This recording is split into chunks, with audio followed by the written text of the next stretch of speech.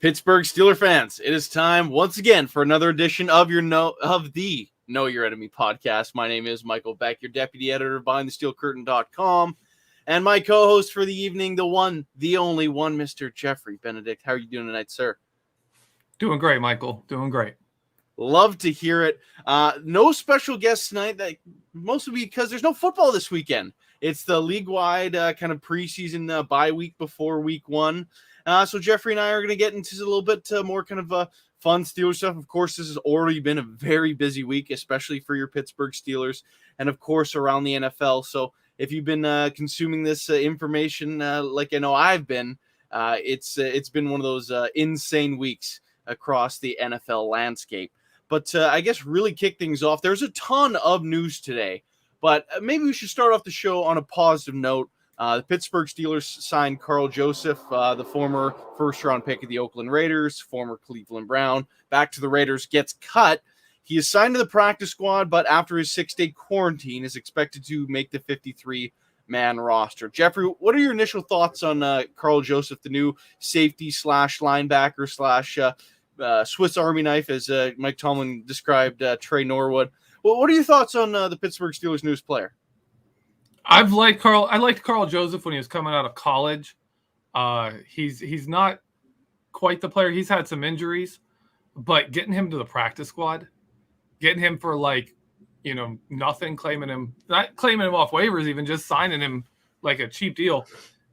This is kind of a latch-ditch, thing. And I like the signing. I like the, giving a guy with that kind of pedigree, that kind of experience in the NFL, because he was a good player when he was healthy. I like it. I like bringing him on board. Do you think this in any way affects the status of Terrell Edmunds? Could he push him for his spot? I don't think so. No. If you look up what Karl Joseph is, even last year, he's not a coverage guy. Like, he was not a coverage guy when he came into the league. His injuries have made him significantly less of a coverage guy. So I don't see him being a threat to really any of the main safeties or defensive backs, because he's just not that guy. So it is pretty interesting. How will the Steelers use him then, in your opinion? What kind of spots should we expect him to line up at? Will he play any special teams? What should we expect out of Karl Joseph? I don't think Karl Joseph played much special teams in Oakland.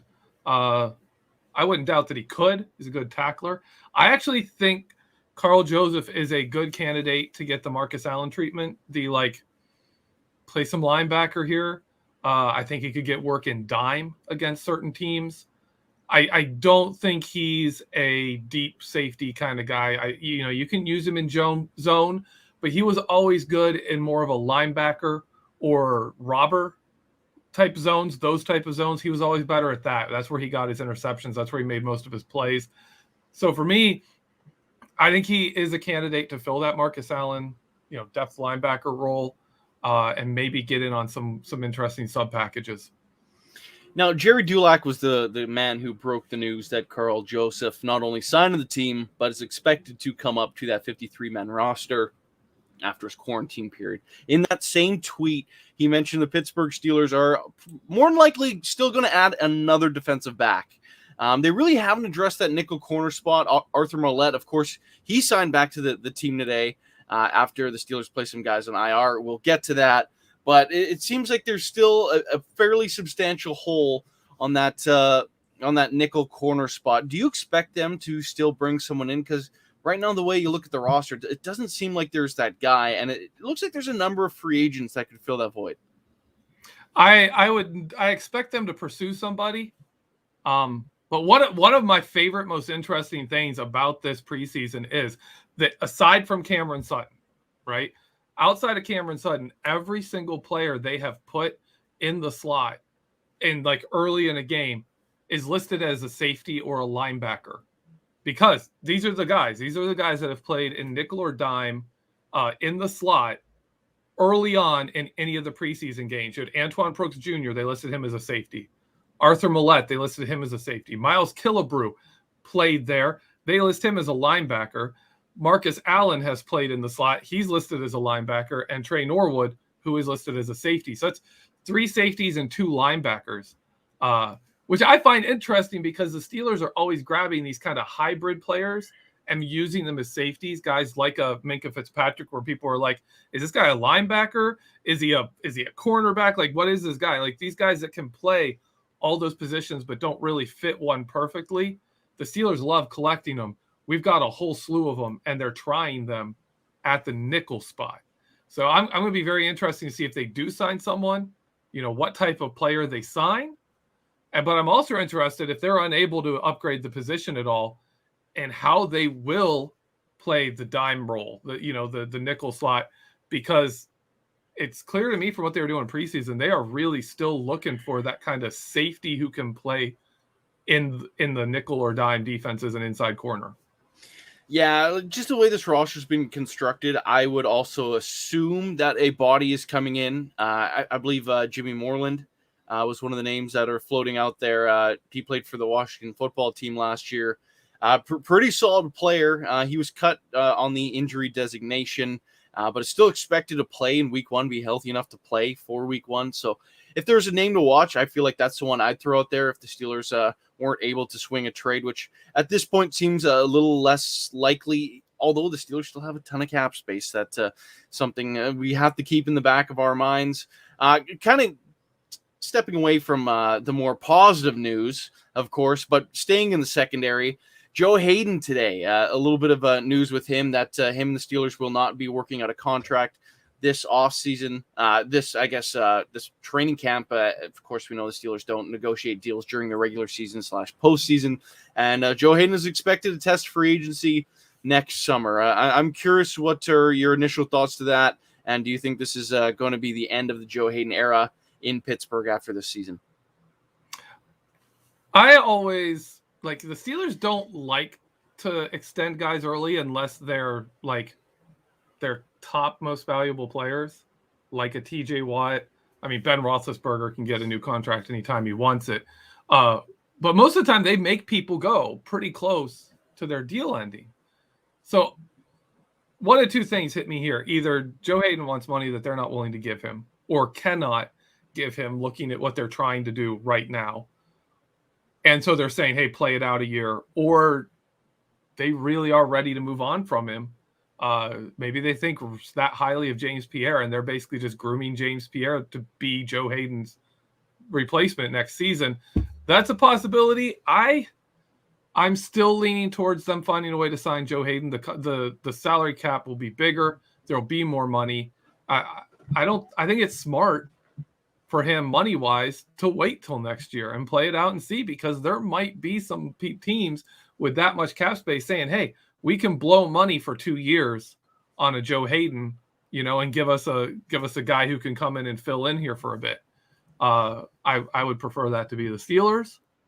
I think the Steelers will have some cap space that they could use, and they're going to have a lot, and they're going to have most of their top guys tied up.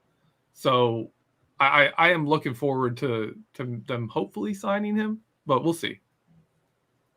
Yeah, looking at it from my perspective, and I've seen some people talking about it before as well, Joe Haden's last deal was very heavily front-loaded, meaning the 2 years after that 3-year deal would have him on a smaller cap hit. So I also suppose the Steelers do want to give him a new deal, and these kind of two kind of cushy years, they're kind of more prepared for, all of a sudden just get one cushy year in the middle and have to pay Joe Haden all this extra cap space to, I guess in the offseason, make it more likely for Joe Haden to come back to the team. But I really wouldn't want to write that out yet. Of course, still a full season to play, and we know how much Joe Haden enjoys playing for the Pittsburgh Steelers, first and foremost, and how much he appreciates playing for Coach Tomlin. So I really don't think this is the end. This season will be the last dance, as Joe Haden tweeted, probably more so to stir the pot than anything today. But I still think there is some hope that the veteran corner comes back and hopefully plays more years in Pittsburgh than he ever did in Cleveland, which is, I know, something, Geoffrey, we've talked about a number of times. Yep. Speaking of contracts, though, TJ Watt with a slightly cryptic social media post. He's someone who's kind of who stays away from the social media game a little bit, but just a couple hours ago at the moment of recording, TJ Watt posted an Instagram story of himself without a caption, just him signing a fan's terrible towel. Of course, he has a contract in the works. The no caption speculation is starting to run rampant. Do you think this deal is nearing the end? Or could we expect an announcement really any given moment now between TJ Watt and the Pittsburgh Steelers, or is there still a chance that this doesn't get done? I think that it's pretty much a done deal. And the reason I say that is the Steelers exposed Roche, the young linebacker, their 6th-round pick. They exposed him, and he got signed off of waivers. They have 4 outside linebackers on this roster, including TJ Watt. If they thought that TJ Watt, there was a chance TJ Watt might not play week 1, that, you know, something would happen, he'd hold out or something, they wouldn't have exposed Roche. They would have kept 4 guys besides TJ Watt. So I like they did with defensive line, like they do with other things, where they keep an extra player so they can make some moves. I think the Steelers believe TJ Watt will definitely be playing week 1. And if TJ Watt is, you know, signaling that, I honestly think if the Steelers don't give him a contract before the season starts, it will not go well. Like, that's not TJ Watt isn't going to play out his last year with no security. I don't think he will. That wouldn't be smart on his part. And he's a smart guy. His whole family understands the business side of this, and he's not going to, you know, let the Steelers take full control of the business side of his career. Yeah, I totally can get on board with that. I think this deal is something, of course, that has kind of been talked about a lot, especially in the media side. Like, a lot of people kind of speculating that it would be done shortly after the Carolina Panthers game. But let's face it, there was a whole lot of work the Pittsburgh Steelers needed to do. And right now, there's a whole lot less work that they have to do. Of course, after that game ended, they had to figure out their cuts. They had to attempt to trade some players, which ultimately they didn't end up completing, both in and out. They had to make a full practice squad. They had to put 3 guys on the injured reserve list. They had to add 3 more guys to the roster, outside free agents. There's been a ton of stuff going on. So are you surprised at all that this move didn't come immediately after that Panthers game, or does the kind of busyness of this time kind of make the timeline make sense to you? Yeah, I don't know what their timeline is. That doesn't I don't know. However they're going to fit it in. It's probably going to be timed up for the most reaction they can get. Really. That's what I expect. I wouldn't be surprised if that was a tomorrow Thursday thing, September 2nd. It would kind of make sense just because a little bit of the news would die down, not too many other contracts to worry about. But honestly, I feel like if it doesn't come Thursday, I doubt it'd be a Friday news dump thing. They wouldn't post it on the weekend when people aren't paying attention, although there isn't football on. I feel like if it's not sometime Thursday or early Friday, I feel like it probably waits to the week after, much like how Cam Hayward's deal came down to the 11th hour. There will be pandemonium online, but whatever. It's just another day of being a member of Pittsburgh Steelers Twitter. But of course, more news today. The Steelers' 53-man roster was kind of course, it wasn't finalized when it first came down the pipeline. The Steelers placed 3 guys on the IR today, the reserve injured list, which before the season, these players are eligible to come back after just 3 games. But they're 3 pretty much impact players. Of course, Stephon Tuitt, who's been battling a knee injury, of course, still mourning the loss, the unfortunate loss of his brother. Anthony McFarland, he's also battling injury, and Zach Banner is still not healthy. What do you think of those losses? Is this going to be tough sledding for the Steelers out of the gate because of missing these 3 guys? Anthony McFarland, we've lost. That's a change of pace guy that I think could have had a real value in our offense here. So not having him right off the bat could hurt a little bit. One of my big concerns with Najee Harris is how do we keep him fresh for the playoffs?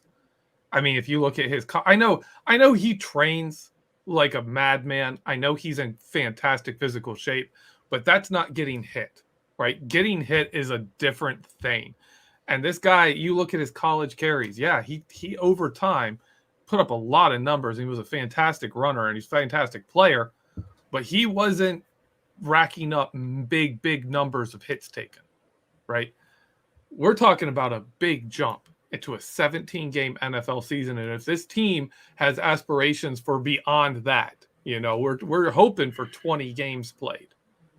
And for the Steelers this year, that's a lot more than he's ever done. You need to monitor the hits he takes. You need to monitor how much he plays. So for me, backup running back is a key position simply for the fact we want Najee Harris to be fresh at the end of the season. We don't want him to be run down and not the same runner anymore. We don't want him with all these nagging injuries and still trying to gut it out. And, oh, goodness sakes, like doing something where he's pushing himself too hard and ends up with a serious injury. I don't want that. That's the backup running back situation is one that makes me nervous because we need one that's good and can take snaps away from Najee Harris. Zach Banner is an interesting one. I don't know if you want to get into offensive line stuff now, but Zach Banner is he looked really good the one preseason game he played a bit in. And yeah, Dave Schofield. You want to do that? Yeah, for those that are listening on the podcast platform, Dave Schofield throws up. It's almost like someone predicted the Steelers would put these players on the IR and bring back the ones they did. Which give Davis credit, he's typically right around here. So Dave hits another home run for BTSC. Surprise, surprise! The Steelers will not enter the season with 0 backup guards. They're not going to do that. Which was funny to me because when they cut him, I was just like, the Steelers currently have no backup guards on the roster. They had 4 tackles, 2 guards, and 2 centers. Yeah. So Zach Banner is a loss, but we haven't had him. It's not really, I don't know. Can you label someone a loss if they haven't been there? Right. He's played 4 quarters total since, week 1 started of last season. And one of those quarters was in the preseason. We'll see. They'll adjust, and it may give Dan Moore Jr. a chance to actually play and win a job. Dan Moore Jr. starting off the year. There's definitely a conversation I want to have with these tackles, but yes, Dan Moore getting this job, I feel like there's a chance he doesn't give it back. Like, as well as he's performed at left tackle, if he plays good, I know the Steelers thing, like, oh, you're a rookie. They did it last year, frustratingly, benching Kevin Dotson. But is there a legitimate shot that Dan Moore Jr. takes this left tackle job, has at least 3 weeks to operate in it, and keeps it for the rest of the year? What do you think? I think there's a good chance of that. I think there is a good chance of that. I know the Steelers have had some issues with Kevin Dotson. I don't know if it's his attitude. I don't know if it's his work ethic or like his work in the film room or something like that. Because on the field, he's dominant. Just line up and maul people. Whatever they had with him, he had those issues. Dan Moore Jr., I think he has a legit shot, especially with as much as Chukwuma Okorafor has struggled in the preseason at left tackle, where he actually was better at right tackle, which is strange. So Zach Banner coming back, you could see, is he 100%? Can he retake, his job back? And then it'd be, can Chukwuma Okorafor beat out Dan Moore Jr.? Could happen, but man, I'm going to look forward to that. If everyone, I think, remembers the Dwayne Haskins big drive that he had, where it was the left side of the line basically just bulldozing everyone and setting up incredible holes for running backs, where it was Dan Moore Jr., Kevin Dotson, and then at center was J.C. Hassenauer, and those 3 were just killing it out there. So those 2 with Kendrick Green, man, they could be something special. Sean Manahan puts $5 in the tip jar and says Moore and Dotson at left tackle, left guard. That's what it's going to start the year off as. Like that. That's what you're going to get for at least 3 weeks. They've been people movers, so I wouldn't be surprised by that in the slightest if it extends past this 3-week period, like Geoffrey and I spoke about. Was there something you want to add on to that, Geoffrey? Yeah, honestly, and in all honesty, if Dan Moore can take that job, if he and Dotson can be as good as they were, obviously they were facing backups at the time, but if they can translate that to pushing around starters, because they didn't just push guys around, they pushed the entire defense out of the way, and Jalen Samuels was running through holes you could drive a truck through for 10 yards before he got touched. They were legit dominating the entire game. It was ugly. It was like Alabama versus nobody. It was like that bad. If they can get good push and do well against, starters in the NFL, you could swing a loss into a win with that kind of run blocking and Najee Harris at running back. He didn't have those holes yet in the preseason. He never had those two together on the line there. For most of it, he had, Rashad Coward and Chukwuma Okorafor. Najee hasn't run behind those two. It could be great. I am excited for it. Now, there's something I also want to address in the live chat here. A lot of people are trying to say Zach Banner sucks. He's overrated. He's this, he's that. Honestly, Zach Banner, when he's been healthy, has been a great run blocker. I haven't seen enough of him to really judge him in pass pro, but his swing tackleness, of course, the Steelers run the ball majority of the time. So we did get to see a year of him as a run blocker and about 52 snaps of it as well in this previous season before he tore his ACL. Do you think it's a fair assessment of people calling Zach Banner overrated, or is that just because he hasn't been healthy? Well, the one game he did play, he played all but one snap next to Stefan Wisniewski, who was absolutely terrible in that game. And he played one snap next to Kevin Dotson. It was a pass play, and that's the play Zach Banner got hurt on. So they played exactly one snap together. But Banner is, as a run blocker, he's as good as Marcus Gilbert ever was.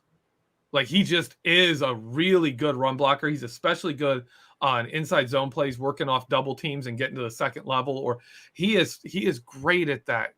He is going to make a difference if he's healthy and playing. He will be a difference in the run game, and he's solid enough in pass protection. He's not great, but he's solid. So I would be excited, man. A line of Dan Moore Jr., Kevin Dotson, Kendrick Green, Trey Turner, and Zach Banner would be, on paper, they would have the potential to be one of the best run blocking lines in the NFL, because that's all of their strengths. Every single one of them, that's their strength. And with Najee Harris and with how Matt Canada runs his offense, if you're running the ball that well, everything else falls into line. So I hope Zach Banner gets back. I hope he can be what he looked like in his one preseason quarter of action. I'd love it. Now, I see people are still mad at me, but there is a point that I want to point out about Zach Banner. There are injury-prone players. That is a legitimate thing. Zach Banner tore his ACL at the beginning of the season. That means you're missing the whole year, period. And coming back from injuries like that, some of it is also mental too. I know from my own experience, you have to break down a barrier that you just got to trust that limb at some point. And it's hard for some players to get through that. So, I understand there's some frustration that he hasn't been available the last number of games, playing 12 snaps in the preseason. But at the end of the day, it's one injury. He's not a guy that has a pulled hamstring and misses 3 weeks. He breaks a finger and he misses a game, tweaks his back, gets sick. That's not the same situation here. There's a difference between a freak accident, which playing on that terrible turf at the Meadowlands is. How many players tore their ACL there because the turf is so grippy and sticky and horrible? You have to consider it was just a terrible playing surface that took the ACLs of what? Nick Bosa, Saquon Barkley, Zach Banner. The list really went on and on and on last year. It was ridiculous how many players' knees got claimed by that terrible turf. So there are freak accidents in football. So I would hesitate to really lay into Zach, because it is one injury and one that takes a fairly decent amount of time to come back from, like an ACL, and you got to be 100% on it. I already see some people throwing Senquez Golson, but he had a different injury every single year. Every single year is different. Liz Frank, I think, was one an MCL. Seriously, every single year it was a different injury. That's not what Zach Banner has going on here. He's working back from the same thing. And that's just how the timeline works on some of these things. So I'm not ready to push the panic button on Zach Banner. His 2-year deal is still extremely cheap.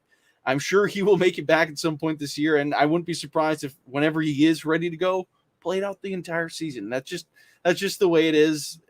He hasn't really shown that kind of that kind of player that is injury prone when it comes to muscle pulls and whatnot. That's an injury prone player, someone that always has something different going on all the time. So I digress. I could talk about injuries on and on until I'm blue in the face, because obviously I battled some in my career as well. But go ahead, Geoffrey. If I can add one more thing on there, if the people are complaining about Zach Banner, right? Who's your right tackle on this team? Like, if you don't want Zach Banner, who do you want at right tackle? Joe Hagg's not that good. Dan Moore Jr. was terrible at right tackle. I mean, you're talking Banner or Okorafor. I'll take Banner every single time. Like, even if he's not up to where he was there, in the little bits we've seen him play, I'll take him at right tackle. With this team, you want to run the ball, and Okorafor doesn't give you that on the right side. So for me, Banner, it's an easy choice. Do you have any disappointment then that the Steelers haven't acquired a tackle at all throughout this entire offseason, other than drafting Dan Moore? No, once they saw Dan Moore and once Dan Moore started performing, I was like, no, don't bring in anybody. You've got Joe Haeg is your, when Banner comes back, if he comes back healthy, Joe Haeg's your number 4 tackle. That's phenomenal. That's really good depth. Before then, you're not as deep as you'd want to be, but that's because you already have an injury. It's like once Devin Bush is a much better player, but once Bud Dupree went down and Alex Highsmith was starting, you didn't have great depth at outside linebacker. Well, of course you didn't. You lost one of your best, you lost one of your starters. So we don't have the best depth right now, but Banner's coming back. We can get the 3 we have can last until Banner gets back. We have another super chat here we'll throw up before we get into our break. It's from Connor Eddy. I hope I said that right. He puts $4.99 in the tip jar. He asks, if Juju does not re-sign next season, do the Steelers look to draft Chris Olave from Ohio State? Geoffrey, what are your thoughts? Olave is kind of viewed as like the top receiver prospect or top 2 at this current moment in this draft class. Steelers don't drop top guys. They do not draft top guys. If he had a season where he was good but not great and fell really far for just stupid reasons, then yeah, it could happen. But Steelers aren't drafting a top guy. They're not drafting a top guy. And frankly, if Juju Smith-Schuster leaves the Steelers, I would expect the Steelers to try and retain James Washington. That's what I would expect, and just put him into that role. Yeah, I totally agree with that as well. I don't think they'd be in a position where they'd be drafting high enough to select Olave. But that is also a number of months away before we can get to that point.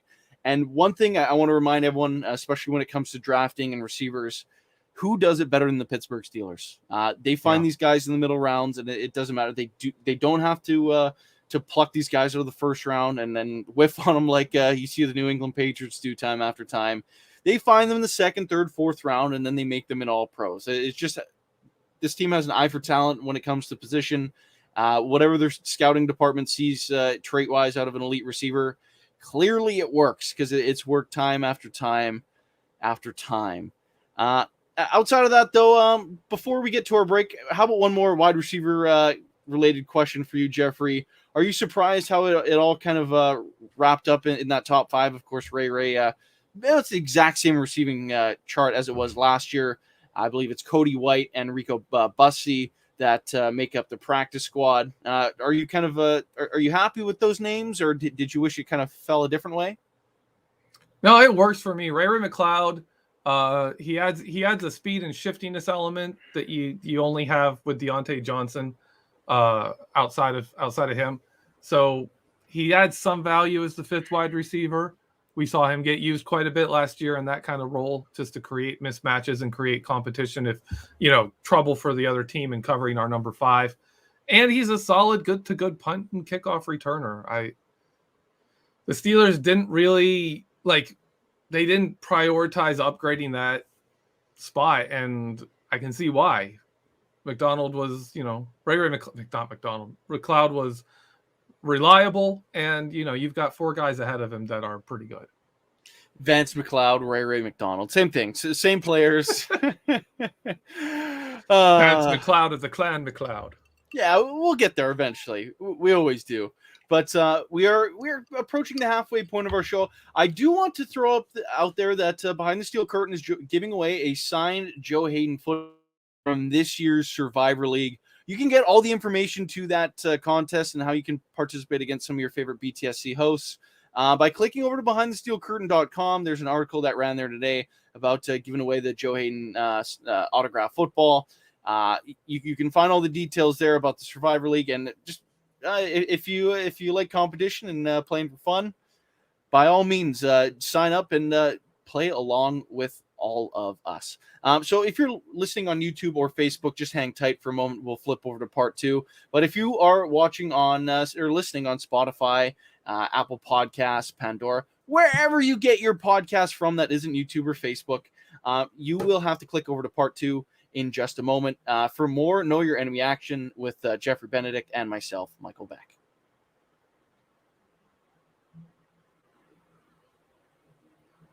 Alrighty, Pittsburgh Steelers fans, it is time for the second half of Know Your Enemy. Once again, I'm Michael Beck. He's Geoffrey Benedict, if I can figure out which way to point correctly on these darn web cameras. Oh, Geoffrey got it right the first time.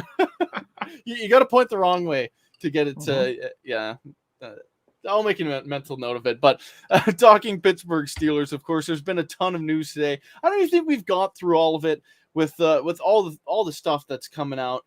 Of course, the Steelers, I guess we briefly touched on it after putting 3 guys onto the injured reserve, signed 3 guys that they initially cut the day before, talk about a load of paperwork for BJ Finney, Rashad Coward, and Arthur Millette, who probably went through a whirlwind there. I'm sure they would have known right away exactly what the process was going to look like. But talk about a little bit of stress on the old mental health there for those guys who didn't know whether or not they'd have a job in Pittsburgh. But ultimately, they do. So what are your thoughts on the Steelers bringing back the backup guards and perhaps at least one nickel corner? Well, the backup guards, I was glad to see them back. BJ Finney has looked solid. Rashad Coward was getting praised by Mike Tomlin and touted as a possible starter when he was, lighting a little fire under Kevin Dotson.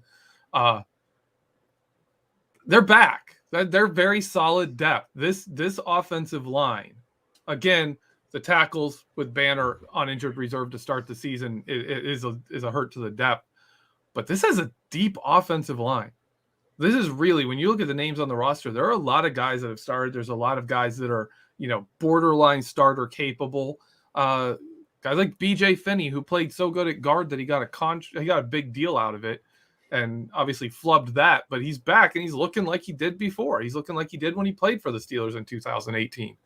So I'm happy. I'm happy with them back. I think this offensive line has a lot of depth, and I think that's going to be key for this season.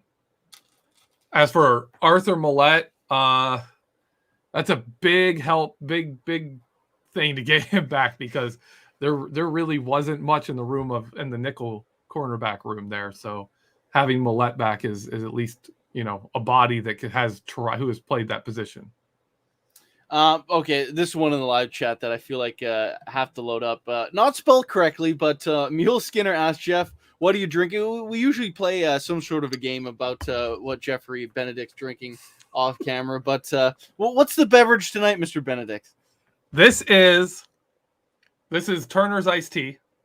If you're proper Pittsburgh, you know what Turner's iced tea is, and it has a little bit of Jim Beam in it.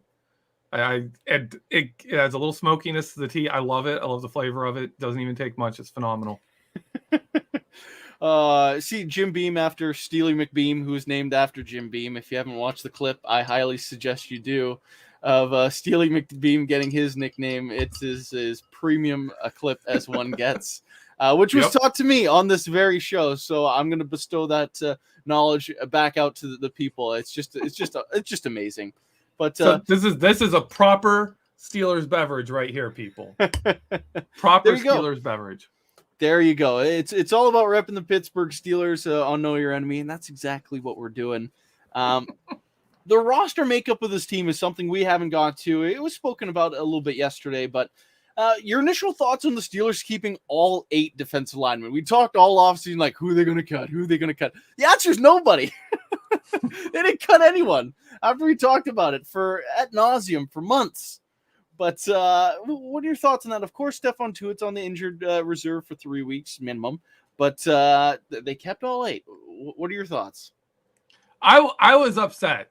I was actually angry. I have gone on the record multiple times talking about Henry Mondeau and how good he has played this season and how frustrated I am everywhere I look where people are just dismissively being like, oh yeah, they'll cut Mondeau and they'll keep Loudermilk and Davis. And it drives me crazy because it's like, are you watching what they're doing? Like the team is constantly playing Henry Mondeau ahead of those guys and he's outperforming them. Like, are you paying attention? It's been driving me crazy. And so I was waiting. I'm just like, come on, Steelers, because I know they're not cutting Henry Mondeau. It's going to be probably Carlos Davis getting cut and sent to the practice squad. And I was just like, I can't wait for that to happen. You get a little vindication for me. And then because Stephon Tuitt isn't going to be ready to play, which is also just sad because, man, I love watching that guy play. He is a bull in every China shot. Like, it doesn't matter. He is just a monster on the field. I love him. And he's not there. And so everyone gets to sit around. And so now I'm sitting there like, yeah, but wait till they rotate defensive linemen because it'll be Mondeau in there before Davis or Bugs. Old man yells at cloud. Yeah, really. It's that big of a deal for me. I'm like, this is the hill I'm ready to die on, right? Like if Mondeau got cut, I would have been like, well, there you go. I'm done. I'm out. I no longer know anything about football. Don't look at my film rooms. Just ignore everything I say. And then it's a huge anticlimax. So I just want Tuitt to come back healthy so he can play and we can see who gets cut because somebody's going to get cut eventually. It's true. There are cuts coming. Hey, and you know what? If they do sign players, someone could still get cut because they have to make room for them. And honestly, I don't think this roster's done yet. I like it. Man, I feel like there'll be some more moves before we hit the beginning of practice prep for Buffalo next week. I just think there's a player or two elsewhere that's coming in. It just wouldn't make much sense if they didn't have their eyes on something at least at this point. Whether or not that could just be a free agent, one of those lower level players, something is going to happen. It just shaped up too well for them not to. But let me ask you this on Henry Mondeau. Of course, Henry Mondeau. He makes the team. He is Harry. Yeah, it's true. Great mane on that guy. Definite kind of lion thing going on. But anyway, we know Carlos Davis was playing that kind of that inside gunner type role on kickoff. Is Mondeau going to kind of reclaim that spot now that he's more of a backup again, or do you think Davis is still going to be the guy running down kicks from the defense's lineman side of the ball? Oh, Mondeau was still playing on special teams. There was actually some plays where both of them were on special teams. I loved seeing that. You had 2 defensive linemen running down on kickoff. That was phenomenal. I do expect Mondeau to be on kickoffs. I'm interested to see if they do it. I would love to see both those guys on a kickoff cover team because, man, blockers don't want a piece of him. Like you'll see Mondeau, like they send 2 guys up to block him and he just throws his hand, like a hand in each of their chest and just drives them towards the returner. And you're just like, that's phenomenal. That's what I want to see on a kick. I don't care. He doesn't make tackles. He doesn't have to. He's just pushing blockers around, occupying bodies and setting other people free. So I think Mondeau will definitely be on special teams. Carlos Davis does it, but right now Mondeau is more polished and he's more NFL ready at pretty much everything than Carlos Davis. And I'm not a Carlos Davis hater. I love Carlos Davis. The dude showed so much potential last year, and when he actually came in and played well. So I like him a lot. I think he's the 8th best defensive lineman on this roster. So kicking things out to the edge rusher spot now. The Steelers, of course, T.J. Watt wasn't going nowhere, and nor was Alex Highsmith or Melvin Ingram. That 4th spot, the things were kind of up in the air, kind of a 3-way competition between Jameer Jones, Quincy Roche, and Cassius Marsh. The Steelers gave it to the guy who was the best. Straight up, Jameer Jones was the best of those three. I am stoked he made the team because he deserved it over all those guys. Roche, of course, has to go through waivers. He's claimed by the New York Giants. That kind of sucks, but honestly, you look at these Steelers edge rushers, when the heck is Quincy Roche ever going to make a start on this team? Yeah. Never. Like that's just the way the cookie crumbles. So it's better for him to get an opportunity elsewhere, in all honesty, for someone that's never going to play in Pittsburgh. But what are your thoughts on how that shaped out? And I guess this kind of position group moving forward, how do you kind of foresee them playing all four guys? First off, I got two thoughts real quick. One is the New York Giants apparently can't draft their own edge rushers. So they're just like, hey, whoever's the fifth best edge rusher on the Steelers, they've got to be better than someone we have. Like, they just always take that dude. They grabbed our skipper, and now they're taking Quincy Roche. So that's my one thought, is at least the New York Giants think highly of how we draft and develop edge rushers, which honestly, if you look at the success we've had, it's not a bad thing. Like, we know how to get them. We always have good edge rushers. And my second thing is, I mentioned Tuzar Skipper. We saw Tuzar Skipper have a phenomenal preseason where he dominated against lower tier talent, struggled against starters enough that the Steelers felt comfortable cutting him and trying to stash him on the practice squad. He got grabbed up. People lost their minds when he got grabbed up by the New York Giants, and he didn't do anything. I said at the time, the Steelers are going to have a shot at this guy again. And people were like, you're crazy. And they did. They had him. They got him again. And he's done. Like, he's not going to play in the NFL. He's pretty much done. So for me, Quincy Roche, he's it's not a big loss. Like, that's his odds of turning into someone that the Steelers would be like, oh wow, we shouldn't have let him go. That's such a long road, and those are such long odds. I don't sweat that. He wasn't the fourth best. Jameer Jones was the fourth best. So sorry, Quincy, see ya. Yeah, no, I feel the same way. And like I said earlier, when it comes to being the fourth player on this outside linebacker depth chart, it doesn't matter how good you are as an edge rusher, because you're never going to play as an edge rusher. You have to be a good special teamer. And yeah. Roche was lacking stuff to his game. Of course, he was undersized too. Jameer Jones, he made an impact on the field on defense. He also was a game wrecker on special teams. He deserves a spot. It would have been a bigger loss to lose Jameer Jones, but that's what it comes with being a depth guy in the NFL. You can't, like, it's great to have someone that has 20 sack potential on your team. Roche's certainly not that guy. Like, if he was, sure, you hide him as your fourth spot, but you need those depth positions to make up your special teams. That's the long and the short of it. If someone has elite potential, yeah, you keep them. Roche just wasn't that guy. There's a reason why he fell in the draft, the reason he got cut. There's probably a reason why he probably won't last too long in the NFL. It's just the way it goes year in, year out. You see it all the time. So does it suck? I guess so. It's a draft pick. Maybe the Steelers could have traded it for something else. Maybe they could have hit on another spot.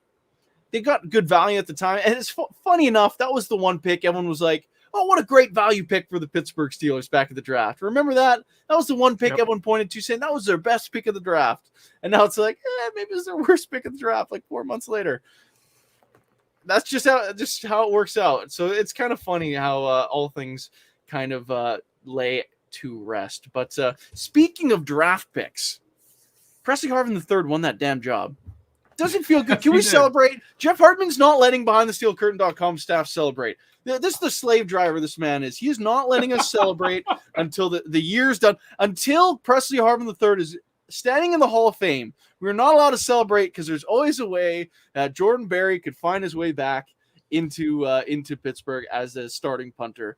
I think the rule is he has to, if Presley Harvin III starts 3 consecutive seasons and Jordan Berry retires from football, then we can retroactively call this Presley Harvin Big Press Day or something and make it a holiday. But until Jordan Berry is truly done, we're not allowed to celebrate this day. You would think Jeff would be the one that's kind of leading the parade, but no, he's been down this road too many times, had his heart broken. that poor man just knows the way it goes. It would be a Steelers fan, and when it comes to punters. So hopefully if we just take this approach, this calm approach that he wants, everything will work out. But in the same sense, they also have a brand new long snapper. The whole operation here for Chris Boswell is completely different. The Steelers go with the cheaper guy, the shorter guy. His snaps are a little bit slower than Christian Kuntz, but he is a better tackler in space. There was also some reports that he was a little bit more consistent in training camp, which I don't know if that was necessarily true because the Steelers kept bringing this guy back, 3 years in a row, 3 training camps in a row to try to push Cam Canada. Clearly, they saw something to a degree where they thought this guy could eventually take the job, and he does now, and it saves the Steelers about $400,000. So I'm curious what you think about the entire special teams, which is completely revamped aside from Chris Boswell. Yeah, I think it was Dave Schofield who pointed out that Canada was snapping to Barry and Kuntz was snapping to Harvin. And so like they kept that team. It was almost like they kept the two of them instead of just, like mixing and matching. They were just like, nope, you guys work well together. And they had been practicing snapping and holding that way too. If I can cut in here, Christian Kuntz, I'm pretty sure I saw a video of him snapping to Jordan Berry in the offseason. He was the guy that was there at those like punter kicker workouts too. So I think Christian Kuntz has been around this team. He's just done whatever it took to stay in line on a team, and he's done just that. Well, I can give you the one time a long snapper stood out on film this preseason. I don't remember what game it was, but he snapped the ball, and as he went to get up, a guy legally came in and impacted and ran him straight over. And I was like, who was that? As he's getting back up, it was Christian Kuntz. But he got back up, and he was up and helped make a play on the tackle. But he got absolutely ran over right after he snapped it.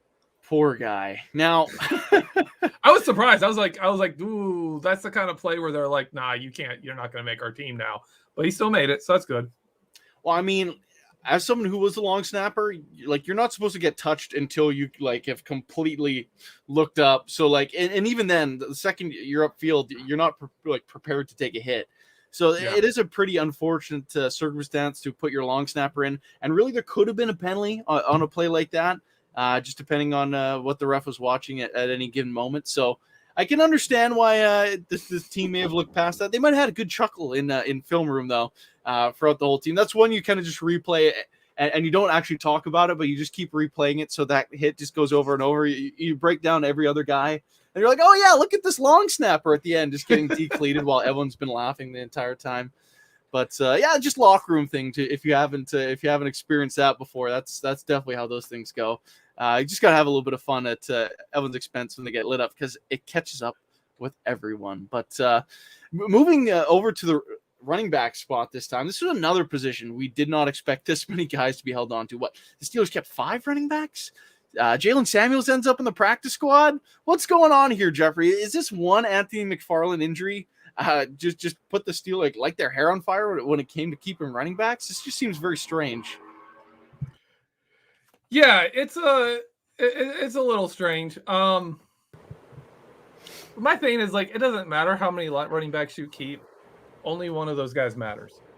Like really, only one of them matters. I did not expect Benny Snell to make it, but I didn't expect he would come back. Don't laugh at me, Michael. It's Benny Snell. I did not expect him to make it back healthy enough to win that job. But as people said, Mike Tomlin loves him some Benny Snell football. And in all honesty, every time the line has blocked well for him, he has played well. He just needs holes to run through. He's not a guy who's going to find a crease and take it for bigger. You got to clear some room. Yeah, I mean, if you're an NFL running back and you have good blocking, you should probably be able to hit those holes. Yeah. Like I know some college kids who could probably do that. I'm saying. So, Michael Beck, yes. What do you think about the Pittsburgh Steelers' decision to keep Benny Snell? It was interesting. Definitely worth the side. Honestly, I thought it was going to happen. At the end, I kind of came around to it because really when I was thinking like, when it came to trying to squeeze someone in the practice roster, if you exposed either Balazs or Snell, who's more likely to get picked up? I think that's undoubtedly Benny Snell would be the guy that would be claimed off the team. But if you were to sneak Balazs down there and say Najee Harris had to miss a couple weeks and you could call someone up from the practice squad, then you have Balazs and Snell both running as kind of that the same play style, not the same skill level. Don't get that twisted. The same play style as a Najee Harris to try to be like a 1-2 in replacement during that injury. So that's kind of something I was kind of predicting, but instead both guys land on the team.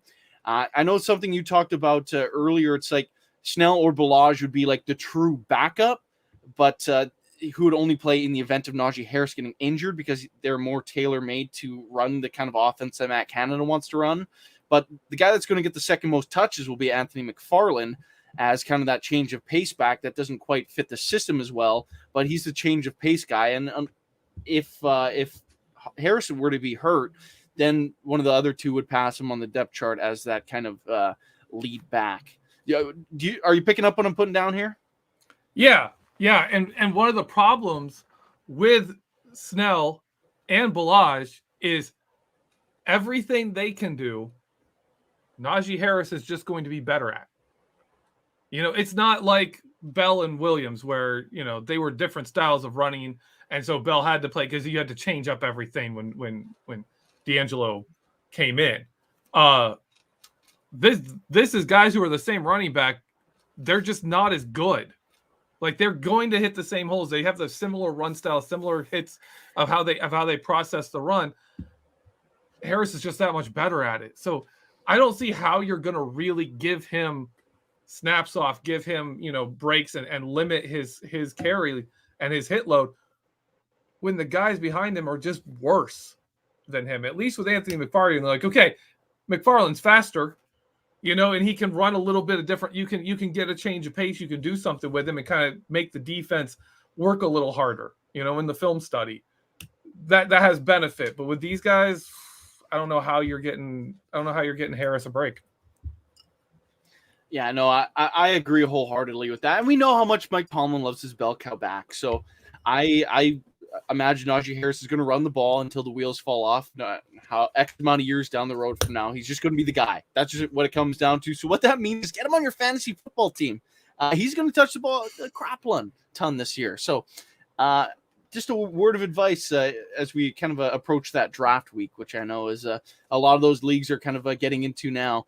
So kind of breaking away from that a little bit. One of the things is stupid storylines that breaks all the time. And I know this is something I talked about being in favor of a couple years ago, but now Cam Newton gets released. And what do you see? You see a half dozen people trying to say Cam Newton would be the perfect fit for the Pittsburgh Steelers. You hear it from Michael Lombardi. There's a list of people. It doesn't matter. There's too many people bringing this up. And it was one of the things that I kind of want to address tonight because it just doesn't make any sense considering the guys the Steelers already have on the roster. And I still see people talking about it. I'm curious your thoughts on it, Geoffrey. Why won't this refuse to die? And why do these national media types keep trying to bring up Cam Newton every time he's a free agent and the Pittsburgh Steelers? Well, but I have a couple thoughts there. One is people don't like Mason Rudolph. Yeah. And for some reason, the Steelers backup quarterbacks get judged so much harsher than every single other team's backup quarterbacks. Like, come on. They're better than a lot of guys out there that are number 2 quarterbacks. Mason's fine. Dwayne Haskins had that terrible preseason game. Everyone's like, oh, yeah. He's the trash we thought he was when he was in Washington. He's horrible. Everyone's down on these guys, despite the fact that both of them actually had pretty good preseasons. The other side of it, 2 quick thoughts on Cam Newton. One is he won't fit here. Not with the guys we have, not with the contract. It's not going to happen.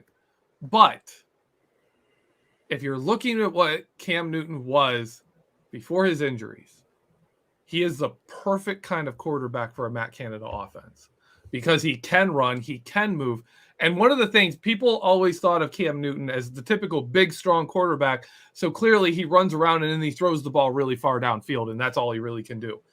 Cam Newton was actually, his best assets were in the short passing game and with processing the defense quickly, which is why Bill Belichick brought him to New England, is because he actually should have fit their offense well.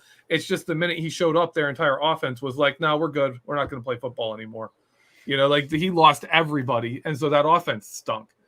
But Cam Newton would have been a really good fit for a Matt Canada offense. And in the future, that's the kind of quarterback, if you're looking at what Matt Canada ran in college and you're looking kind of this new wave of quarterback, that's the kind of quarterback you want to get to play that offense. So I can see and understand why people who could have an intelligent opinion and say, Cam Newton should go to the Steelers. I can see that. It's just not going to happen. Yeah, no, I wholeheartly agree. To me, the only time that it made a semblance of sense is when he first signed with New England. Ben was coming off that elbow surgery.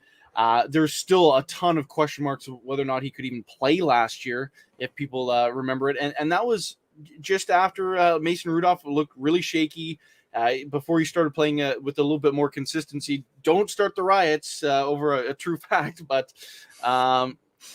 we really didn't know what we had at all about that quarterback spot heading into 2020. So it did make a little bit of sense having a veteran presence there last year. This year just makes no sense whatsoever. Cam's another year older. He didn't look great. There's enough to be said on that there itself. But as we kind of approach the end of the show here, Geoffrey, do you have any other thoughts on the Steelers' kind of initial 53-man roster before we kind of tie things up? Yeah, something's going on with the inside linebackers. The Steelers have 6. You don't ever see 6 inside linebackers. I don't know why. I predicted 5. I don't know why they have Ulysses Gilbert III and Marcus Allen both on this roster. I know Marcus Allen played a bit in dime and looked good at it in the Carolina game. So I don't know if maybe they're looking at Marcus Allen as more of a defensive back all of a sudden again and saying maybe, those linebacker skills and the fact that he actually managed to cover DJ Moore, who had back-to-back nearly 1,200-yard seasons, pretty dang good in that game. Maybe they're looking at him as more of a defensive back and they're stacking up linebackers, or it could be they're ready to make a move and they're going to trade somebody and they're going to get rid of one of the inside linebackers there. But you're not walking into the season with 6 inside linebackers when you average like 1.6 inside linebacker snaps per snap. Like dime, you only run 1. Even if Marcus Allen's a dime back, you're running 2 every play, and that's it. To carry 6, that's ridiculous. I expected 5. That's a weird number. The other things I want to throw out really quickly, I'm going to brag on myself a little bit. I called a couple of things that went right here. I called Quincy Roche being dropped and the Steelers keeping more inside linebackers and outside linebackers. I called J.C. Hassenauer making the 53-man roster as the backup center. I had another one. I can't remember what it was. Can't pat yourself. But in the back I called those. So there. I did get a few things right. And you know what, too? One last thing I want to bring up. The Steelers managed to keep Josh Dobbs on this team without having to release him. Honestly, I think this is probably the best situation for both teams. Even if his turf toe isn't that bad, maybe just leave him on the injured reserve all year just so he could be Ben's guy. Like, he's never going to play anyway. Like, it's no different. I saw someone bring up an interesting thing about that when Ben Roethlisberger was on injured reserve, he was on the sideline with a clipboard and a headset. So could Josh Dobbs be on the sideline, clipboard, headset, talking to Ben Roethlisberger, looking at plays, helping him do the offense without being, on the 53-man roster? Him going to injured reserve might be the best possible thing. Yeah, well, I guess turf toe can linger, but for an injury that's not crazy, maybe it's the best thing for both parties. Josh Dobbs is just going full Jackie Moon this year, that player coach, basically Mike Sullivan's assistant QB coach. Like, honestly, call it like it is. Like, he's just the smart guy that Ben trusts with every fiber of his being when it comes to being out on that field. So I think that's that's the way that's going to go down. But I as think he will follow like Byron Leftwich and some other guys from the Steelers who end up with coaching an offense. He's just kind of on that path. But you're right, except he is also still legitimately a genius that I feel like the world would be doing disservice having someone so smart when it comes to rocket science, is literal rocket engineer, and then have those talents kind of be used as an offensive play caller. Yeah, as a selfish football fan, yeah, it'd be great, but I feel like Josh Dobbs might have bigger things in his future, so I guess we'll have to wait and see on that. Being a football coach might pay more, though. So I don't know. Yeah. Who knows? Probably does. Either way, I think he's set up pretty good. But we are at the hour, I guess, for the hour and a half with the late bump tonight. Thank you for everyone tuning in, by the way. But Geoffrey, is there anything you want to plug before we sign off? Yeah, I just finished a film room on how the Steelers cover the slot, of looking at the preseason this year and how they did it. It covers everything from what the Steelers do when they put linebackers on slot receivers, how they can move strong safeties there, strengths and weaknesses of all the different approaches, as well as some of the guys that played in the slot on defense in the preseason this year, some of the guys who played as the nickelback. I actually removed Arthur Millette from my article and rewrote a big section of it after they cut Arthur Millette, submitted it. It's scheduled to run tomorrow, and the Steelers re-signed Arthur Millette. So that's a fun little note on that. But look for that film room. And then we have coming up the most controversial Vertex article that we have ever done. Dave Schofield and I, we're going to set Steeler Nation on fire with this article. It's about Eric Ebron. Ooh, geez. Those are great articles, by the way, ladies and gentlemen. So make sure you're clicking over on all those Vertexes. But before I sign off, I do want to bring up this last super chat from Sean Manahan, who puts $5 in the tip jar. Says, Josh Dobbs on the field, Matt Canada upstairs. LOL. I think both guys could be on the field. I think it all works out. Maybe Mike Sullivan ends up in the booth. Who knows? But oh no, Canada likes calling plays from the booth. That is true. That is also true. He's a big booth guy. So when it comes to BehindTheSteelCurtain.com, it should still be your one-stop shop for all things Pittsburgh Steelers. I know there's been a ton of breaking news the last 2 days, and we have got it locked down on our website. Everything you can imagine, from the cuts tracker to breaking down all those practice squad players and the additional signings and the moves that are to come, like a TJ Watt extension, perhaps a trade or signing for another nickel corner, other positions. Moves are coming, people. They are coming, and football is right around the corner, so you should be dialed into BehindTheSteelCurtain.com. And one more quick reminder, we are giving away a Joe Haden signed football in our Survivor League this year. You can get all the details also over on BehindTheSteelCurtain.com. Just click over. You'll find the article on the website. Last thing I need to bring up, there are 25 original podcasts from BehindTheSteelCurtain.com, which you can only get all of them by going to your podcast platforms, be it to Apple Podcasts, Spotify, Pandora, what have you. If you're only watching on YouTube and Facebook, you're only getting about a quarter of the story at this point. So make sure you're finding out and listening to all the other great, amazing podcasts, including my live mic and Geoffrey Benedict's Steelers film room on the cutting room floor. Just great stuff. So make sure you're checking out all that content. And next week, Know Your Enemy, we will have our regular scheduled programming, a guest on the Buffalo Bills, and we'll be breaking down NFL regular season football, ladies and gentlemen. I'm so excited and cannot wait. I hope you're excited too. We will catch you guys in it. Once again, thank you for tuning in, and we'll see you.